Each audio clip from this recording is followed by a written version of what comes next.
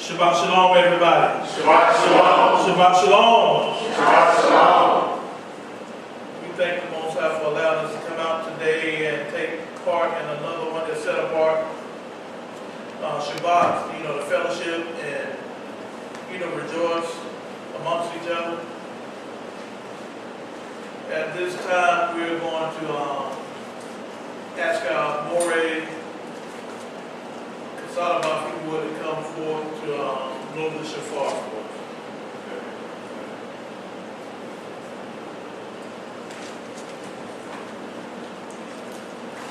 And ask everyone to stand. We're going to turn toward or face the east.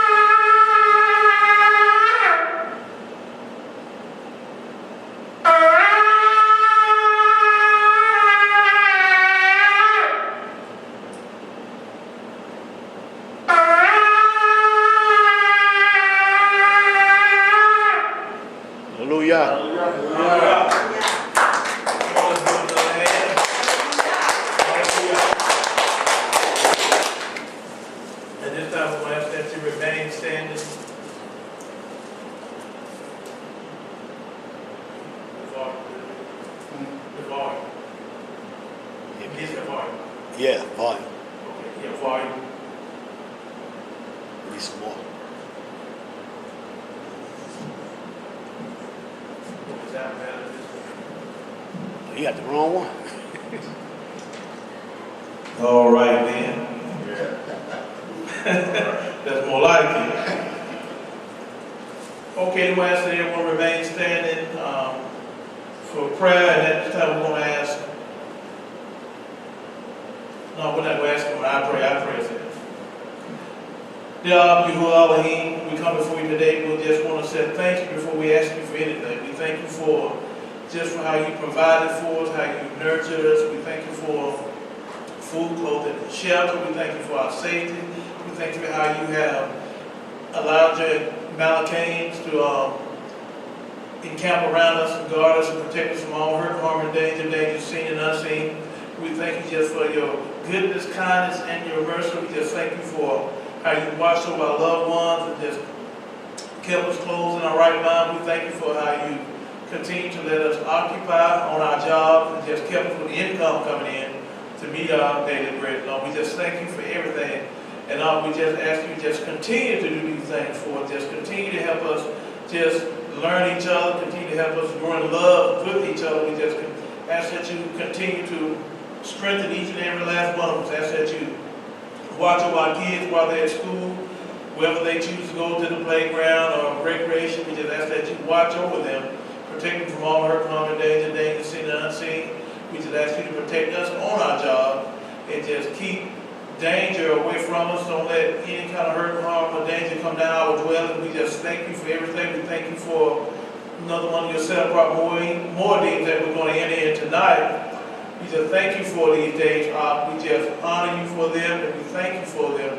And we just appreciate everything you do for us as a nation. And we just ask you to continue to lift up the nation of Yashra'al. Just continue to wake us up daily as you see fit, you. We just thank you for everything. In the precious name of your Son, Yashra'al, we pray. Hallelujah. Hallelujah. Yes. And also, let's ask that you look over our Koti, Ms. Safiri, ask you to strengthen her body, ask you to give her wholeness, ask you to just touch her body and just even touch whatever ailment that's bothering her, the dizziness, if there's been soreness. We just ask you to just look down on our Koti and just make her complete, make her whole. We ask you to do these things in the precious name of your Son, Yashra'al. Hallelujah. Hallelujah. Hallelujah.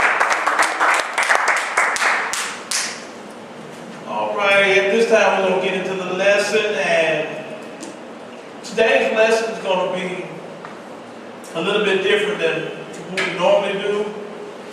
And before we start, I want to ask Coach Yashra'al, she was sitting in that first chair there, but I'm going to need you to do something for me. And the reason I chose to do this message is because I got into a discussion with someone, and we had some discrepancies about what name to use and what we should do. They said it really doesn't matter. And I'm like, okay then.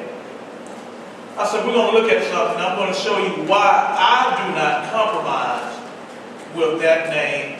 And not just that name alone, but we're going to look at some things. And first,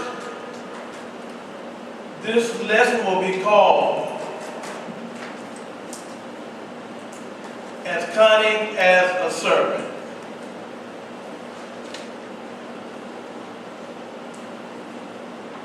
When we look at something, I'm going to ask someone, if they would, let's go to Bereshit, the 3rd chapter.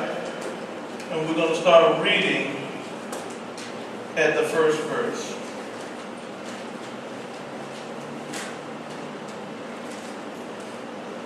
Bereshit, Genesis, the 3rd chapter, verse 1. Now the serpent was more subtle than any beast of the field which Yahuwah Elohim had made. That's it, right there, Maureen. And the serpent was more subtle than any beast of the field which Yahuwah Elohim had made. Now, when we go to that word subtle,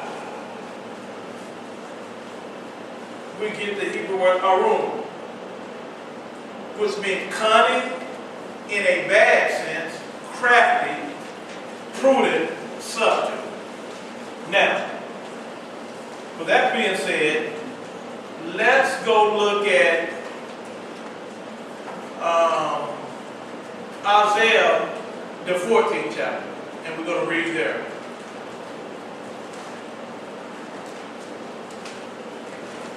Yashra'al, the 14th chapter, beginning at the 1st verse. Matter of fact, let's start at around the 10th verse.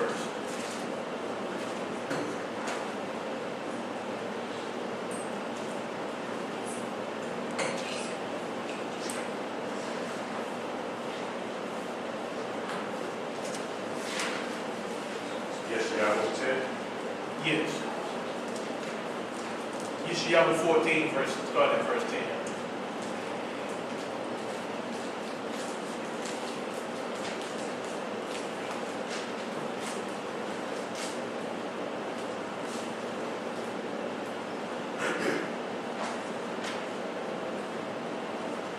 And you know what, Mark? I'll tell you what.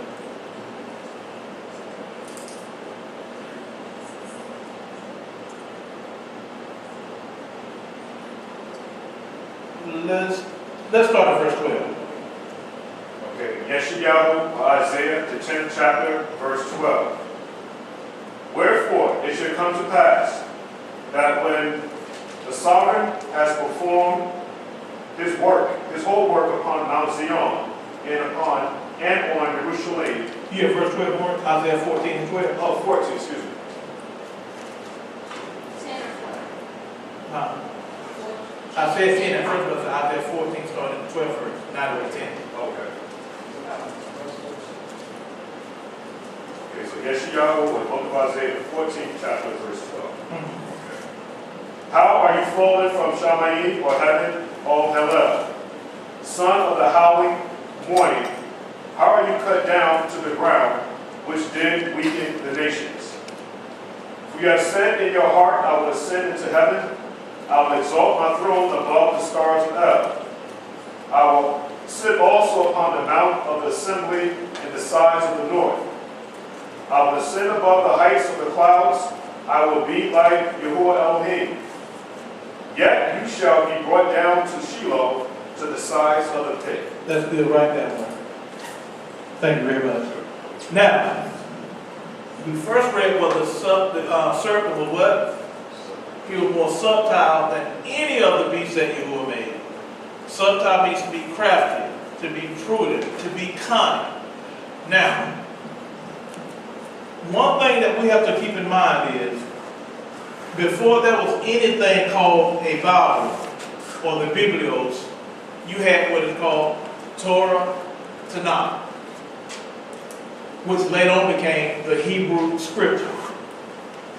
So, when we look at Isaiah 14, Shaitan, Lucifer said he will exalt his throne above all the stars. And he would do what? Cause all men to what? Bow down and worship him. And he shall be what? Like the Most High. That's very important. So when you think about what star is exalted above all the other stars, it's the sun. So if you would go back to the origin of any religion that we have on earth, you'll find one common theme of all religions on earth. They begin with what? Sun worship. Very important. Now, if we go to Revelations, the 13th chapter, starting at the 11th verse, we're going to read down through 18. So all of this is leading up to something. We're going to see why we don't compromise on such things.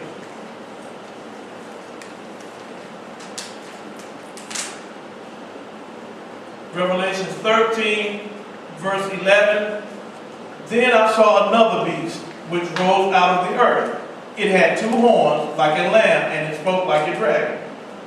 It exercises all the authority of the first beast in its presence, and make the earth and its inhabitant worship the first beast, whose mortal wound was healed. It worked great signs, even making fire come down from heaven to earth in the sight of men. And by the signs which it is allowed to work in the presence of the beast, it deceives those who dwell on earth, bidding them to make an image for the beast which was wounded by the sword and yet lived. And it was allowed to give breath to the image of the beast, so that the image of the beast should even speak, and to cause those who would not worship the image of the beast to be slain.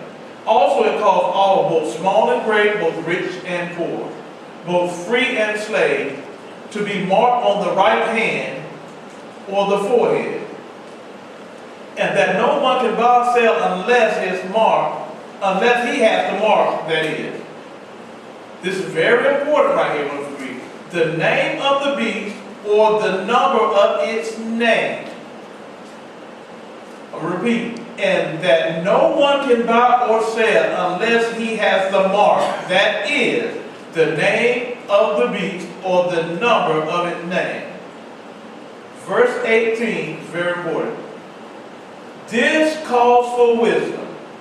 Let him who has understanding count the number of the beast, for it is the number of man, and his number is 666.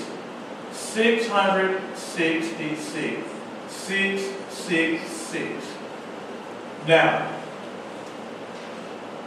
the reason this is important is, when we go to Revelation, the 12th chapter, Maury, could you get Revelation 12 and 9? Revelation 12 and 9. And the great dragon was cast out. The great dragon was cast out. That old serpent. The old serpent. Called the devil. Called the devil. And Satan. And Satan. Which deceives. Which deceives. The whole world. Some of the world. The whole world. Part of the world. The whole world. The whole world. Very important. Now, when we go to the Hebrew language, Morey always talks about Hebrew grammar, which is very important. Now, in the Hebrew language, the number 9, or the tet, is a symbol of truth and eternity in the Hebrew language. Now, we're going to test that theory. Now, what I'm going to do is read verse 18 again. It said, this calls for wisdom. For let him who has understanding count the number of the beast, for it is the number of a man, and his number is 666. It's 600, 3 scores and 6. Very important. Now, we're going to do something. Now, before, like I said, we had the Bible, we had the Torah, Tanakh, the Hebrew Scriptures. Now, this book was not compiled by our ancestors. Somebody took our writings and they compiled them together and they called it a what? A Bible. It came to you in the form of another language. It was not handed to you or given to you in your language. So, could there have been a scheme by the enemy to insert certain things to deceive you as a people? Because it don't say Shaitan will deceive the whole world. Now, me and a brother got into a discussion when we were talking about the name Jesus. And I said, we can't compromise the name, so we can't use that name. There's a reason why we don't use that name. That's because we know the name of Mashiach. We know the name of the Father. And I said, here's why. Now, I'm going to ask everybody who has a calculator to get it out. Remember we said that the number 9 on the test is a symbol of truth and eternity.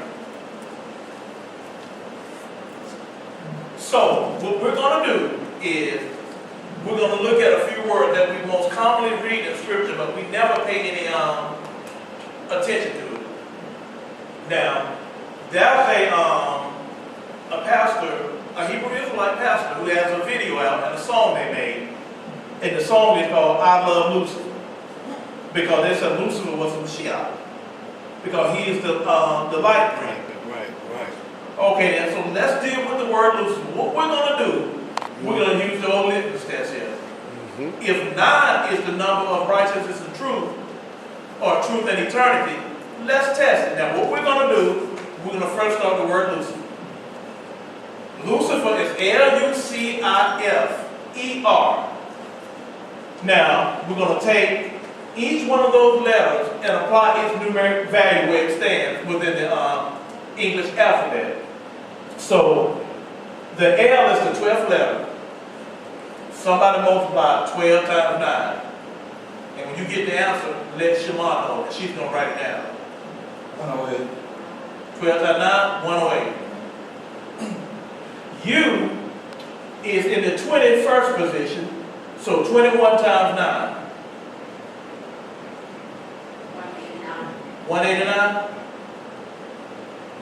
Okay, then C is in the 3rd position, 3 times 9, 27. I is in the 9th position, 9 times 9, 81. F is in what position? 6. The 6th position. 9 times 6, what? 54. E is in the 5th position. 9 times 5, 45. R is in the 18th position. 162. When you total it up, what did you get? You get what? 666. 600 what? 666. Marking no compromise. Okay. Yahusha is our what? Huh? Messiah. Say it again. Messiah. Is he the Messiah or what? Say again. Is he the Messiah or Mashiach? Mashiach. He's Mashiach.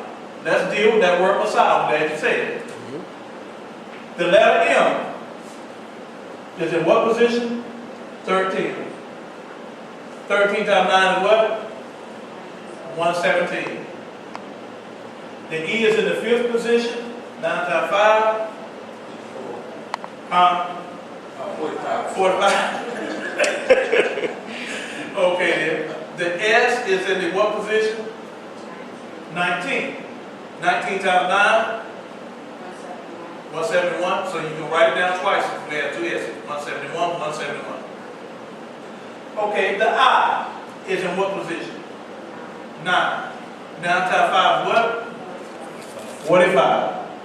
The A is in the 1st position. 9 times 1 is what? Okay. And the H is in what position? Times 9 is what? 72. What you get?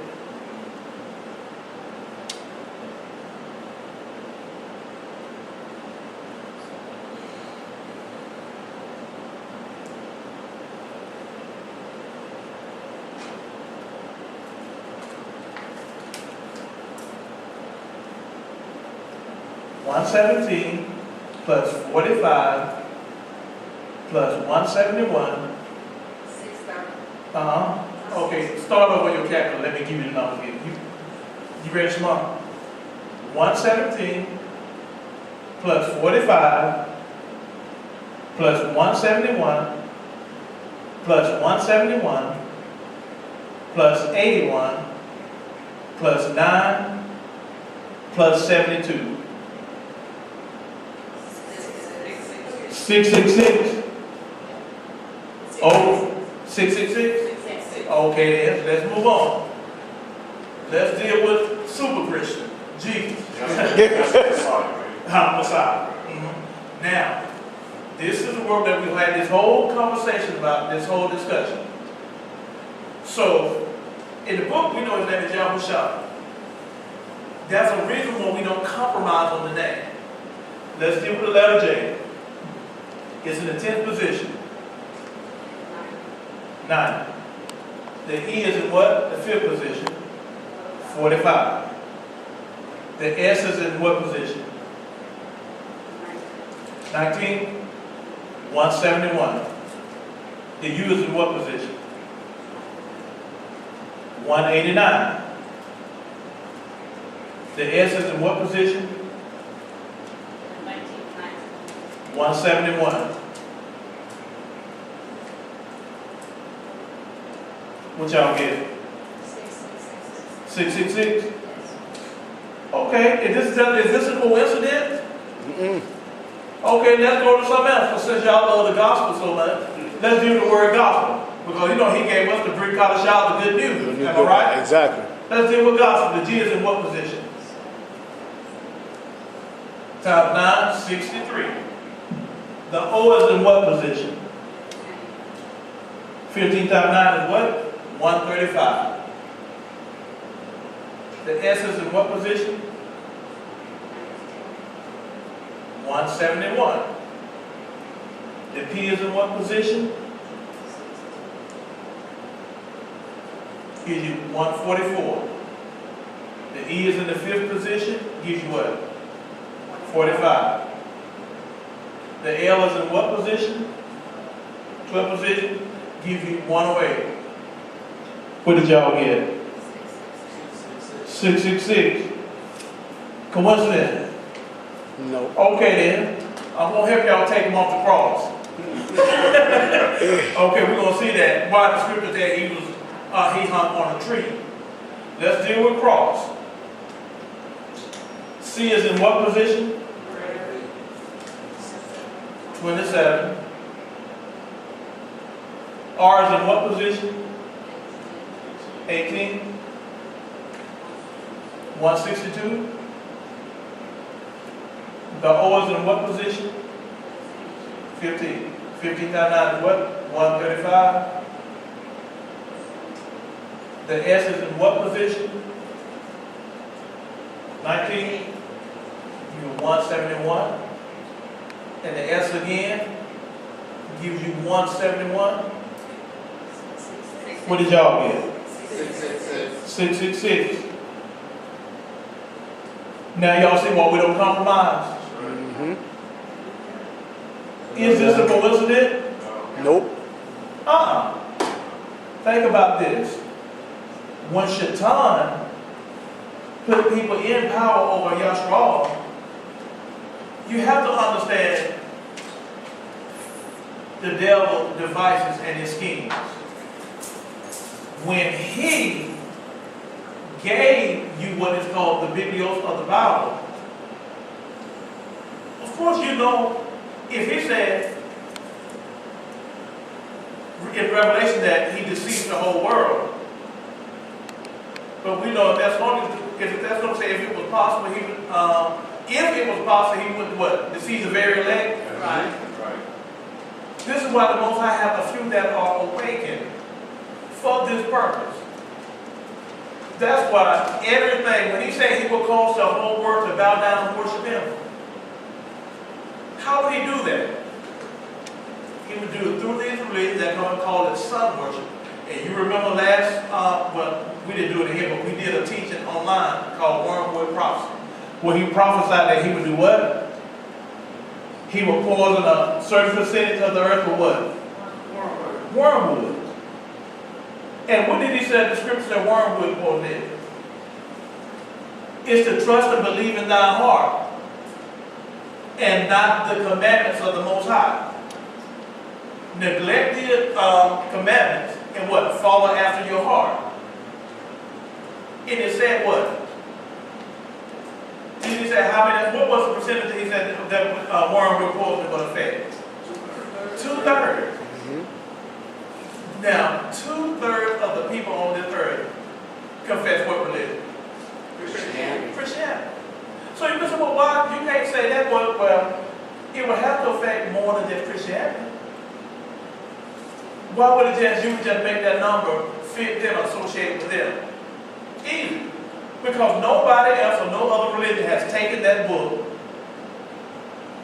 and done away with the law and said, follow your heart. Muslims or nobody else deal with that book. Only Christianity deals with that book. They have taken our writing and they said the Lord done away with it. And it said what? He judges your heart. You don't have to follow after the law. He nailed that to what? According to them. And so this is why when the enemy gives you something back, then one right here the scripture so important. I don't know if it was last week or the week before last. It's in Sirach, but it talks about when we get this in any other language other than the Hebrew, it does not hold the same weight. That's why. So when the enemy gives you something and he gave it to you back in a language that you didn't speak or in his language, you know these people who they serve. Just like the Most High got a people, he has a people. Shaitan has a people. So when they gave it to you, don't think they didn't interject or insert things to cause you to ignorantly still reverence and lift up Shaitan. It's no coincidence we're going through all these things. Aren't these the same terms that we commonly use within our discussions? Gospel, cross, Lucifer, Jesus, whatever. What else did I say? Messiah. Messiah. You still calling on that name. The deceiver. Didn't it tell you he was more cunning than any other beast that Yahuwah had created? So he has to use schemes and devices to deceive us. But that's why it's important for Yashra'al to seek and gain wisdom. Then he said, wisdom is the key to understanding. If nobody take you back and show you this, you'll be like, okay, that's all. It doesn't matter what you call it. It's all about your message. Yes, it matters what we call it. If he tells you, didn't he say if another Yahusha came or in another name you will receive him, you will do well to receive him? And that's what they've done. They received another. All this time we're thinking that we, as the light, or those that bear the light, can continue on and do the same thing, use the same vernacular and the same language as those that, well, perhaps we can't do it. It's very important that we look into things and get an understanding of what's being said. Because we're the difference makers. We're the difference makers. And that's why it's important that even when dealing with our families and stuff, well, I'll just tell people, Or I say, I don't call him by name. I said, the one that you mistakenly call Jesus or Jesus. You know what I'm saying? You mistakenly call, but that's not his name. And I'm going to show you why we don't use that name. I'm going to show you why it's called the brick cottage shop, or what we call the good news. I'm going to show you why we call him Mashiach and not Messiah. Because that's the language all over the world. You ought to know something wrong when the Most High has a set apart people. But when it comes to his set apart people, the language, your custom and everything, it doesn't seem too much different from the other nations. There are too close of similarities. And that's a problem. That's when you ought to know it's a problem. When your language sounds the same as theirs. You know that it would be impossible for that to be the case. When he called you or set you apart.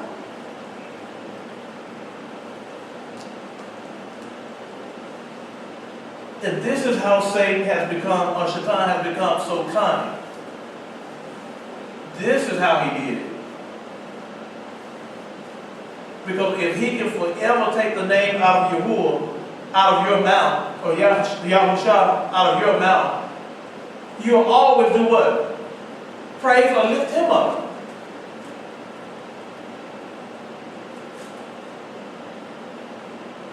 And that's what he come to. That's what he called Yashra'al. Why did he call Yashra'al? Somebody has to publish his name. Somebody has to establish his name and put it back in the earth. When we read the scripture saying, then men became what? Begin to profane? Or the actual scripture that men begin to call on his name. But it's not actually saying what you're reading there. When it's saying they begin to call on his name, they actually begin to profane his name. Or begin to diminish or take his name out of the earth. And that's what they have done all over the world. They have taken his name out of the earth. And it's important that Yashra'al take a stand, because why do you have to take a stand? Did he not place his name on you and the land? He placed his name upon Yashra'al, the people, and the land. So we have to stand up, we have to publish, we have to establish his name once again. And I'm going to, at this time, I'm going to call for Maury. I know he has to go and let him have words. All right. Okay, fine. Just whatever you want to say or whatever you want to do.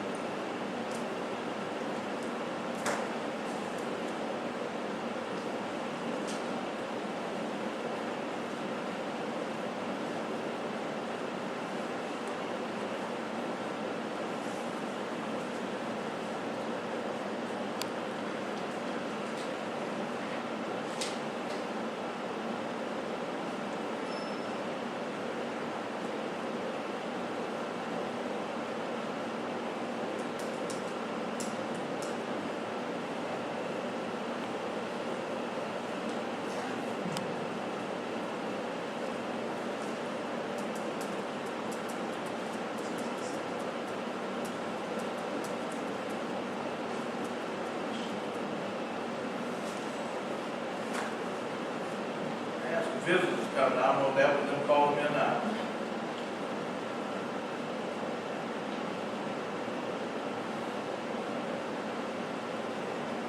And also keep in mind, we're getting ready to enter into Yom Teruah at sunset, or the festival of the Feast of Trumpets. So keep that in mind. And we're going to go into that teaching and the prophecies behind it. And also keep in mind that y'all know when we come out on Shabbat, you know that's the Most High's day.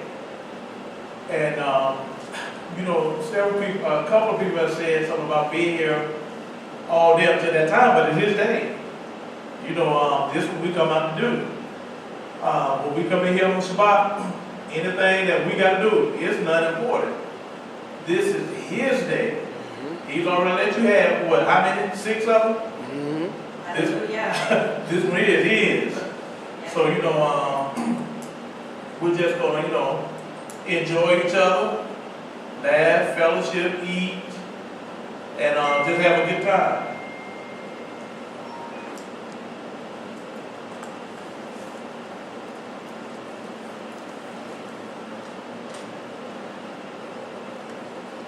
And at this time, I'm going to yield the floor.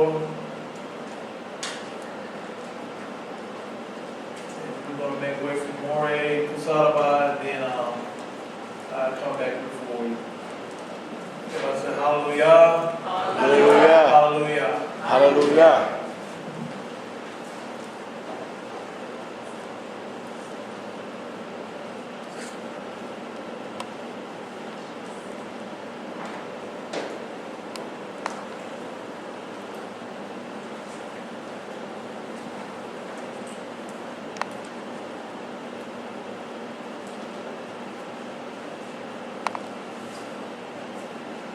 Shalom, shalom, Mr. McCarty. Shalom. Shalom.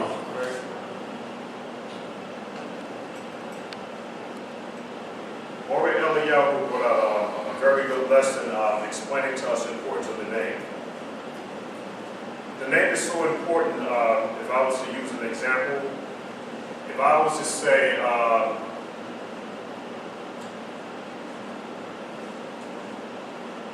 Carlos Menendez, the first thing that will come to mind is that I'm referring to what type of person?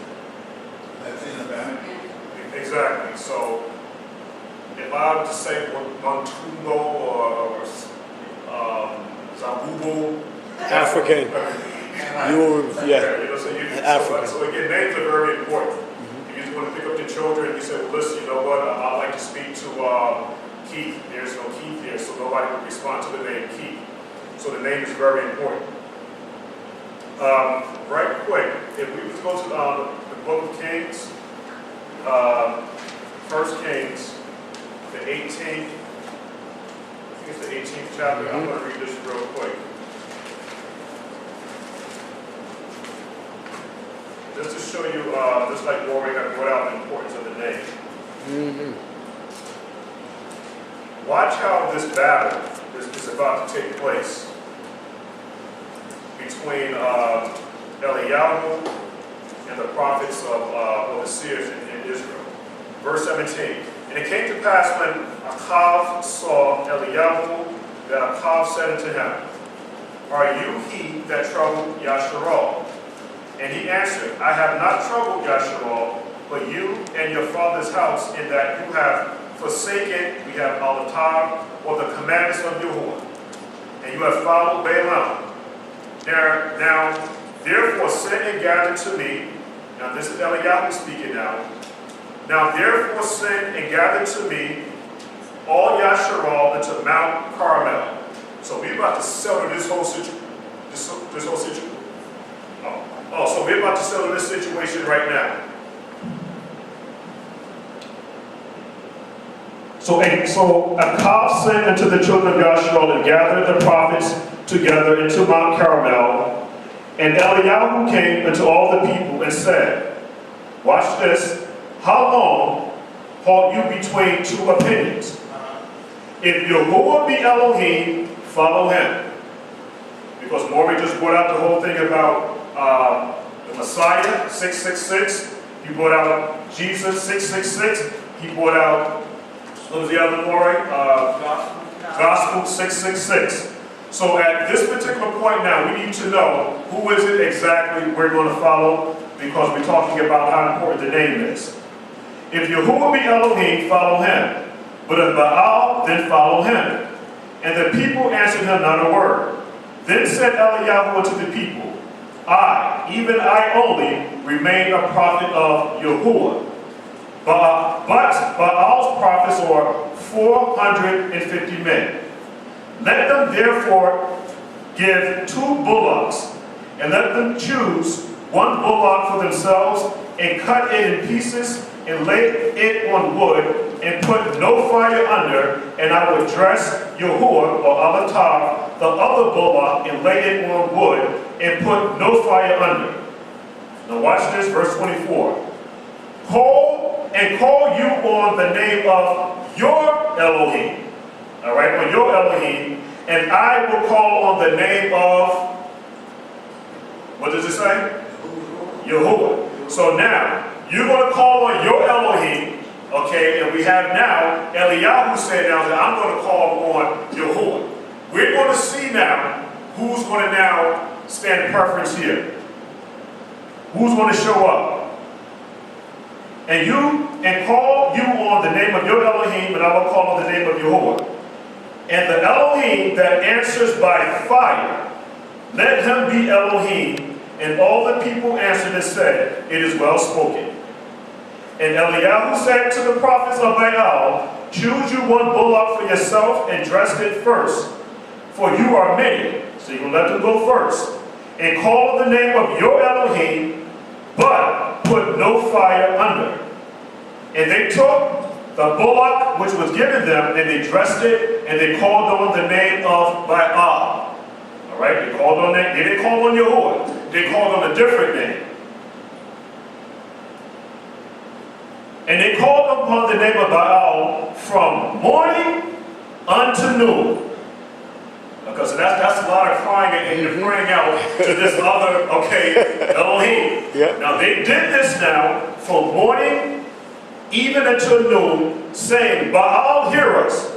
But there was no voice, nor any that answered. And they leaped upon the altar that was made, and it came to pass at noon that Eliyahu mocked them and said, cry loud, or cry louder. For he is an Elohim, either he is talking, or he's pursuing, or he is in journey, or peradventure he's asleep, and must be answered. And they cried aloud, and they cut themselves after their manner with knives and lances, till the blood gushed out upon them. Now they're trying now to call upon this other mighty one. But I'm going to tell you what. Eliyahu said, I'm going to call upon the name of Yahuwah. You're going to call on the name of your mighty one, and we're going to see now who's going to show up to battle here. And it came to pass, when midday was past, and they prophesied unto the time of the offering of the evening sacrifice. So they're doing this now from the morning oblation, 9 o'clock, to the evening, to the afternoon, 12 o'clock noon, until 3 o'clock. So we have the 3rd hour, we have the 6th hour, and the 9th hour. So these guys are cutting themselves, and they're bleeding, they're jumping upon the altar, and they're calling upon a different name. All right? And Eliyahu said unto them, did I miss anything? Excuse me. That there was neither voice nor any to answer, nor that they regarded. Verse 30. And Eliyahu said unto all the people, come near unto me. And all the people came near unto him, and he repaired the altar of Yahuwah that was broken down. And Eliyahu took 12 stones, according to the number of the 12 tribes of the sons of Jacob, unto whom the word of Yahuwah came, saying, Yashra'al shall be your name. Yashra'al shall be your name. Verse 32. And with the stones he built an altar into the name of Yahuwah. And he made a trench about the altar as great as would contain 2 measures of seed. And he put the wood of cedar and cut the bullock in pieces and laid him on the wood and said, fill your barrels with water. Watch this now. Fill 4 barrels with water and pour it on the burnt sacrifices and on the wood. So now, the sacrifice is wet, and the wood is not wet. So this now now makes it even more harder, okay, for the wood and the sacrifice to be consumed because it's now wet. And he laid on him the wood, and he filled 4 barrels with water and poured on it the burnt sacrifice and the wood. And he said, do it the second time. So he's going to make sure now that it's soaking wet. And he said, do it the third time. And they did it the third time. And the water ran around the altar, and he filled the trench also with water. And it came to pass at the time of the offering of the evening sacrifice that Eliyahu, the prophet, came near and said, Yahuwah Elohim of Abraham, Yishak, and Yashra'al, let it be known this day that you are Elohim and Yashra'al, and that I am your servant, and I have done all these things at your word. Hear me, O Yahuwah, hear me, that this people may know that you are Yahuwah Elohim, and that they have turned their backs again. Now watch what happens to verse 38. Then the fire of Yahuwah fell and consumed the burnt offering, the burnt sacrifice, and the wood, and the stone, and the dust, and licked up the water that was in the trench. And when all the people saw it, they fell on their faces, and they said, Yahuwah, he is Elohim. Yahuwah, he is Elohim. And Eliyahu said unto them, take the prophets of Baal, let not one of them escape. And they took them, and Eliyahu brought them down to the brook of Kushan, and slew them there. Now, we just want to show how important, okay, the name is. All right? You're going to follow Jesus, Allah, and all these other things. Let's prove it.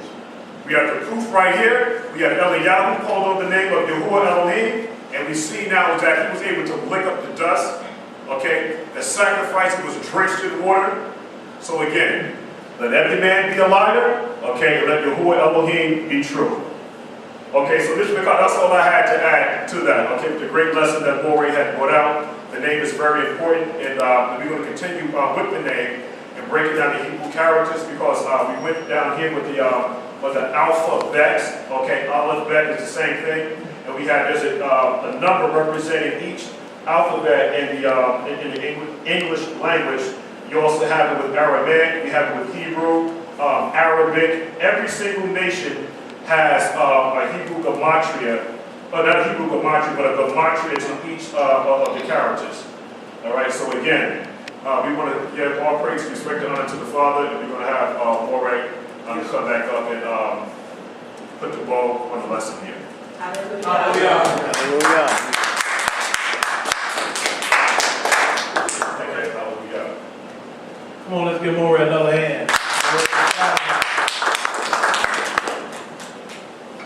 Thank the Most High for the word and what he said. We have to understand the importance of the Mashiach's name and the Father's name. This is something that we can never compromise on. It's something that it is what it is. And that's just like even in our walk. We cannot even compromise, even in our walk, to appease family members or to appease our friends and co-workers who don't understand what we do and why we do it. I mean, if you're going to compromise on any of these things, you become assassinations. That's right. Who would take a light and put it under a bushel? So you're not laying your light. So we know the Torah is that light. So if we're going to hide that particular light, I mean, what good are we to the Most High? We can do no work for him if we're taking the very thing that he gave us that sustains and gives us life, and we hide that. I mean, it does us no good, neither does it do the world any good. We're supposed to be the light. We're the one that's showing the other nations what righteousness is. So how can we show them what righteousness is if we take the very thing that he gave us, we're ashamed of it? We should never be ashamed of what the Most High has given us. And I'm like the wrong person. He's going to ever let them know that we Israel. Oh, he should have never did that. The nations have trouble with me. You know, and it's one of the things where we have to be proud of who we are. And another, let me tell y'all something else. We don't have to be apologetic to anyone because we are who we are. The Most High chose us, He made us Israel. We're supposed to be proud of it. You scared to say you Israel, you scared to tell somebody else they're not Israel, and you know, you can't say this because it might offend this one. Because you know, they're Jewish. So, that's their problem. I'm Yehudi, a blood-born descendant. And that's what I'm going to be proud of. You know, and it's one of the things where I tell them on my job at work, you know what? Y'all come to me asking me things. I'm going to answer. If you don't want to answer, don't ask. You ask me, you're going to get it. And it's going to be unadulterated. It's going to be exactly what it is. You know, they ask me and my brother all the time about, you know, where are y'all? Are y'all Jewish? I'm like, no, ain't that issue about us? I said, we're direct descendants. We are Yehuda, Yehudites, Yehudi.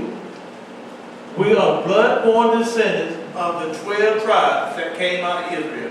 Came out of Egypt, the Israelites. Then I have to go into the history on them. You know, these are Israelis. We are Israelites. I mean to descend from. Leave means that you what? You just occupy the land. Or you're a resident in this particular land. Or the state of Israel. And even when you go look it up in the dictionary, it'll tell you Israel is one who what? Resides in the land of Israel. That's all. Somebody that's Jewish is one that what? Practice Judaism.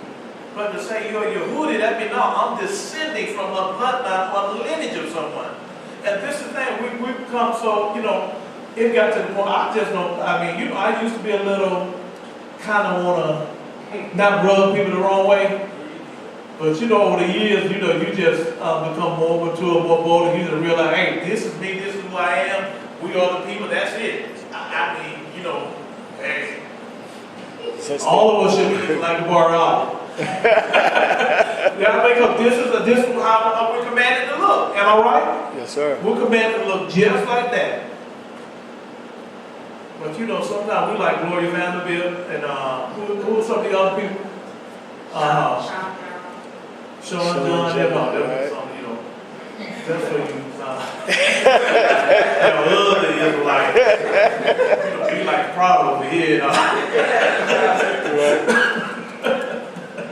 You know, so I need to be saved, though. And, but it is what it is. And we have to be proud about y'all. We have to be proud of our heritage. You know, they did, and I almost called World War III too, and I'm just talking now. They did a survey, and I think me and Coach Shai was talking about it. And they did a study on the most beautiful women in the world and the most beautiful men in the world. And out of the men, they had the African American man, the most beautiful, a handsome man out of all the other nations. Out of the women, they had our women. Did they have very last? They said they weren't beautiful at all. They said they weren't beautiful at all. European women were the most beautiful. Oh, no, the Asian was the most beautiful. Because they had the Asian as the most beautiful women. And I know that's a lie. And my thing is, y'all, these things are done for a reason. Don't y'all know there's not a more beautiful, I don't care if this or I want you to feel this. There is not a more beautiful woman on the face of the earth than our women, the so-called Negro, the African American women. Yeah. There's not, I don't care what you say. You can't make me buy that because I'm going to start getting on signs on you. That, you know, blonde hair is a sickness. Blue eyes is a sickness. White skin is a sickness. I know y'all don't want this on this tape, do it. But I'm talking about signs. So can we stay in signs? Because they put it out there.